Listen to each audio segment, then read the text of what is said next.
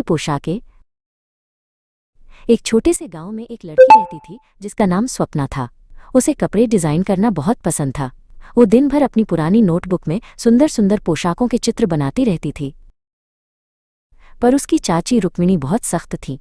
वो कहती थी, पोशाकें बनाना बेकार का काम है, जाओ घर का काम करो। और स्वप्ना को सारे काम करने पड़ते थे। एक दिन सफाई करते हुए स्वप्ना को एक पुराना संदूक मिला। उसमें एक जादुई किताब थी जिस पर लिखा था सपनों की पोशाकें। जैसे ही उसने किताब खोली, उसमें से एक सुनहरी पोशाक चमकने लगी। स्वप्ना ने वो पोशाक पहनी और वो एक राजकुमारी जैसी लगने लगी। उस दिन गांव में एक छोटा सा उत्सव था। वो उस पोशाक में गई और सब उसे देखकर दंग रह गए। अगली बार जब उसने किताब खोली तो एक लाल रंग का लहंगा और गहने चमके। ये गांव में एक शादी का उत्सव था। स्वप्ना ने वो पोशाक पहनी और वो सबसे अलग और खूबसूरत लग रही थी। दूसरी बार किताब में से एक बैंगनी रंग की पोशाक और एक गिटार निकला। गांव में एक संगीत समारोह था। स्वप्ना ने वो पोशाक पहनी और उसने एक मधुर गीत गाया। चौथी बार एक काली पोशाक और चमचमाती स्कर्ट निकली। ये एक रात के बाजार का समय था।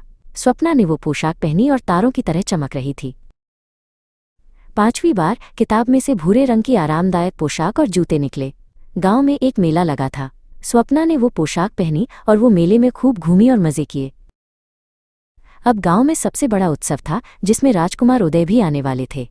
स्वप्ना ने किताब खोली और उसमें से एक सुंदर गुलाबी साड़ी निकली। उसने वो पहनी और उत्सव में गई। राजकुमार उदय ने स्वप्ना की पोशाक और उसके डिजाइन की बहुत तारीफ की। पर जैसे ही घड़ी ने 12 बजाए, स्वप्ना को याद आया कि उसे घर जाना है। जल्दी में उसकी साड़ी का एक छोटा सा टुकड़ा वहीं गिर गया। राजकुमार ने वो टुकड़ा उठाया और पूरे गांव में उस लड़की को ढूंढने निकल पड़े जिसकी पोशाक का डिजाइन इतना खास था। वो हर घर गए पर कोई भी लड़की उस पोशाक के बारे में नहीं जानती थी। आखिर में वो स्वप्ना के घर पहुंचे। स्वप्ना ने उन्हें अपनी जादुई किताब दिखाई और अपनी सारी पोशाकें दिखाईं। राजकुमार बहुत खुश हुए और उन्होंने स्वप्ना को महल का शाही डिजाइनर बना दिया। और इस तरह स्वप्ना ने अपने सपनों को सच कर दिखाया।